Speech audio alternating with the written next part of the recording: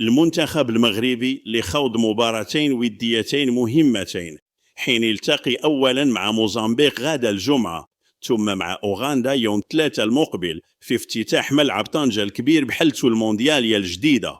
وكتشكل المباراتان فرصة أخيرة لمنتخب أسود الأطلس من أجل الاختبار والتحضير قبل الانطلاق الرسمي لبطولة كأس أفريقيا المقرر إقامتها على أرض المغرب.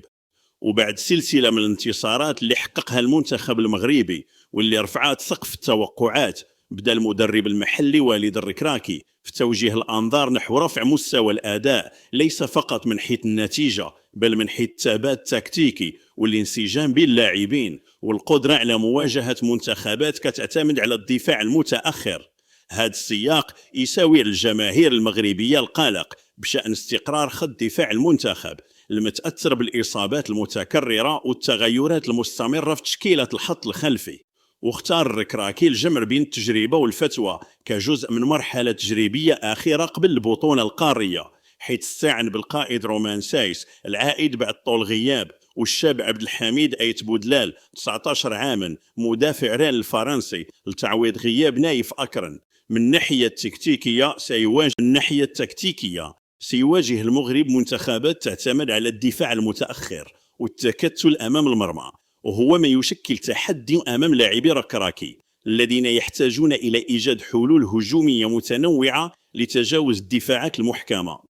وبينما يستمر المنتخب المغربي في تحقيق الانتصارات المتتالية محققا رقما قياسيا في أكتوبر تشرين الأول الماضي، لا يزال الأداء العام يثير قلق بعض الأصوات في الصحافة ولدى الجماهير، ويتركز النقد بشكل رئيسي على عدم استقرار الأداء الجماعي في بعض اللحظات وعدم القدرة على فرض أسلوب اللعب المعتاد أمام فرق منظمة دفاعيا.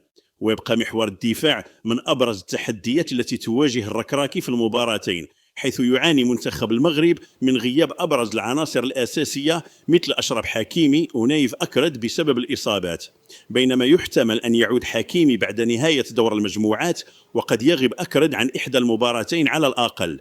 ولتغطية هذا النقص استعان الركراكي بالقائد المخضرم سايس الذي عاد بعد فترة طويلة من الغياب، لكن يبدو أن البدائل المتاحة لم تصل بعد إلى مستوى التنافسية المطلوب.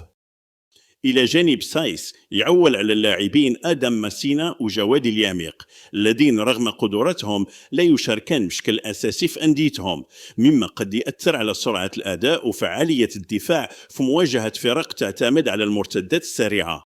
على الصعيد النفسي والمعنوي تشكل المباراتان فرصة مهمة لتعزيز الثقة الجماعية والانسجام بين اللاعبين، خاصة مع عودة بعض العناصر بعد فترة غياب وتجربة اللاعبين الجدد في مواقف تتطلب الانضباط التكتيكي والقدرة على تجاوز التحديات الدفاعية. كما توفر المباراتان فرصة للمدرب لمراقبة أداء اللاعبين أمام جمهور ملعب طنجة الكبير والاستفادة من الدعم الجماهيري لتحفيز الفريق وتجربة أساليب هجومية جديدة قبل الدخول في البطولات الرسمية الكبرى. في المجمل تعد مباراة المغرب أمام موزمبيق وأوغندا اختبار شامل لقدرة المنتخب على إدارة المباراة أمام دفاعات منظمة، واختبارا لكفاءة الركراكي في بناء فريق متوازن قادر على الاستمرار في سلسلة النتائج الإيجابية وتحقيق أداء يطمن الجماهير قبل انطلاق الاستحقاق القاري الكبير على أرض الوطن. المواجهة ستقام يوم الجمعة الموافق 14 نوفمبر 2025 على الملعب الكبير لطنجة بمدينة طنجة المغربية، وتنطلق في الساعة 7 مساء بتوقيت المغرب، أي ما يعادل الساعة 9 مساء بتوقيت مصر، والساعة 10 بتوقيت الدوحة والعراق والسعودية. من المتوقع أن يعتمد المنتخب المغربي على أسلوب الضغط الهجومي وتنويع اللعب في الثلث الهجومي، بينما يسعى منتخب موزمبيق لتقديم أداء منظم والتصدي للهجمات المغربية في مباراة تحمل طابعا تحضيريا أكثر من كونه تنافسيا. القنوات الناقلة لمباراة منتخب المغرب ضد موزمبيق ستبث المباراة عبر القنوات الرياضية المحلية المغربية، مع إمكانية متابعة البث المباشر على بعض المنصات الرقمية الرسمية للاتحاد المغربي لكرة القدم. كما يتوقع أن تقوم بعض القنوات العربية الرياضية بنقل المباراة بشكل مباشر لمتابعيها في المنطقة. قناة الرياضية المغربية بجودة عالية HD على القمر الصناعي نايل سات العام، يمكن ضبط جهاز الاستقبال على التردد التالي: تردد 11467 لاستقطاب عمودي V، معدل الترميز 27500.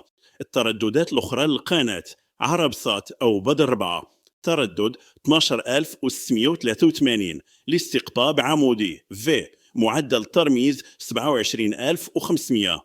على قمر هوت بيرد، تردد 10073 لاستقطاب عمودي V، معدل ترميز 27500. معامل تصحيح الخطأ 3/4. قناة تانية وهي الأولى المغربية على نايل سات، القمر نايل سات، تردد 12207 لاستقطاب عمودي V، معدل الترميز 27500. معامل تصحيح الخطأ 3/4.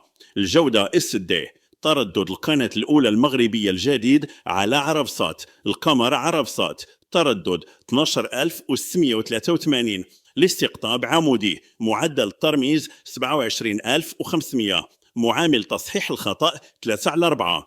الجودة HD. إلى هنا نكون وصلنا لختام الحلقة. سبحانك اللهم وبحمدك، أشهد أن لا إله إلا أنت، أستغفرك وأتوب إليك. ما تنسوش لايك واشتراك وتفعيل الجرس باش يوصلك كل جديد.